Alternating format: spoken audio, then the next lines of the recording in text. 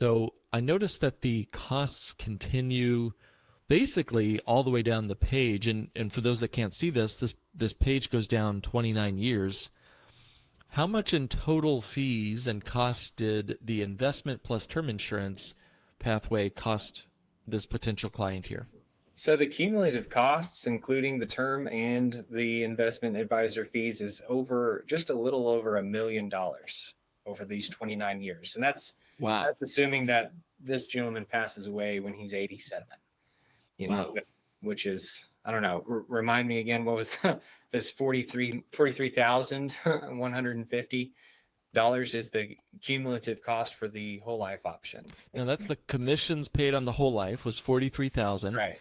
and the total fees plus commissions paid on term insurance grand total is a little just over $1 million. That represents 24.8% of your total account value, which is again on the investment account a $4 million balance. Mm. Now, if you're telling me, hey, I got to pay somebody $1 million, but I'll earn 4 million in my investment account, maybe I'm okay with that. But I sure would like to keep my other million. Thank you. Yeah. Hey, real quick, what was the? Do you recall the growth rate on this investment account?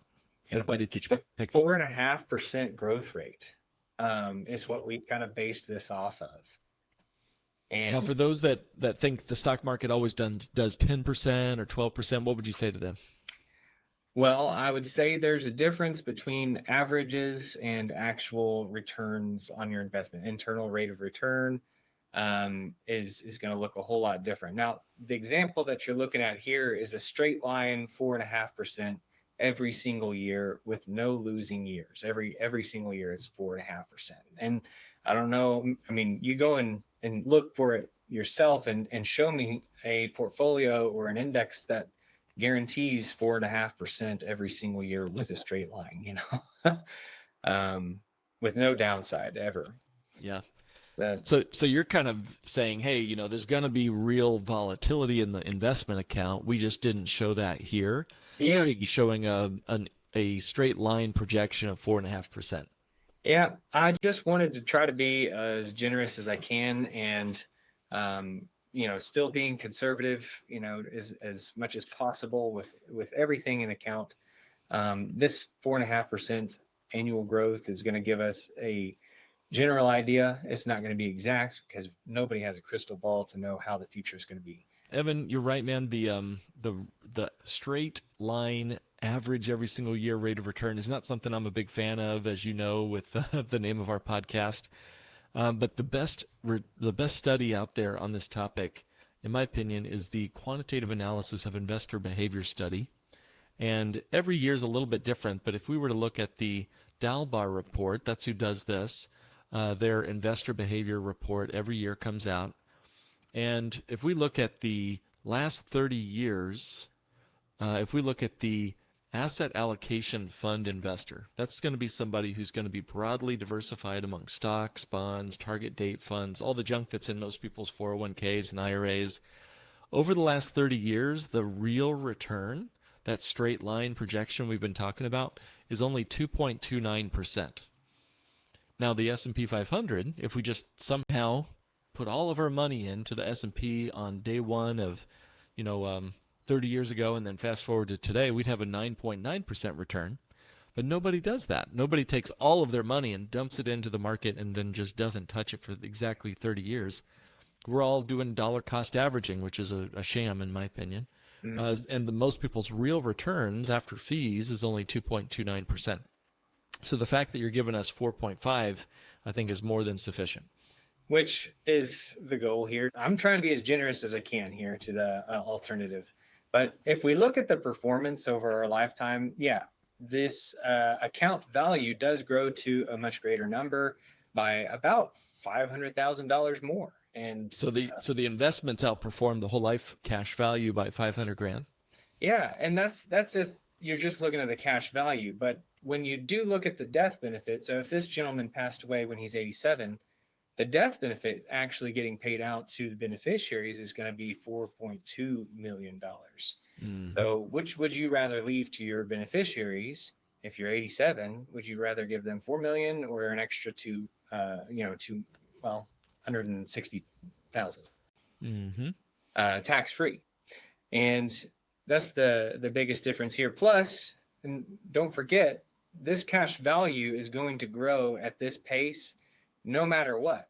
It's going to grow even if you borrow, $1 million here in the 15th year from your $2 million of cash value. You could take out $1 million, invest it in a syndication or buy a portfolio of rental properties, and your cash value and death benefit are going to continue to grow at the same exact rate. And what if you paid off what you borrow out over the next, 15 or 10 or 15 years, so that your policy loan's totally paid off? So that means that your beneficiaries are getting this full death benefit of 4.2 million plus the real estate portfolio that you purchased way back in year 15. And that to me is even more than you could ever get just by investing into the stock market and having it grow and having to pay all the $1 million of fees here. So you're exactly right. The liquidity of the cash value provides optionality to the policyholder, whereas we've got to just hold on for dear life with the investment account, hoping and praying the market does this magical return that we're showing here. But hey, maybe I'm looking at this and like, hey, you know what? Forget that. I see a bigger number at the bottom of the page over there on the investment side, and the cash value is less. Are those really apples to apples, or is there someone else who owns a piece of my portfolio? If I tried to take all that money out of my brokerage account, would I get to take home $4 million?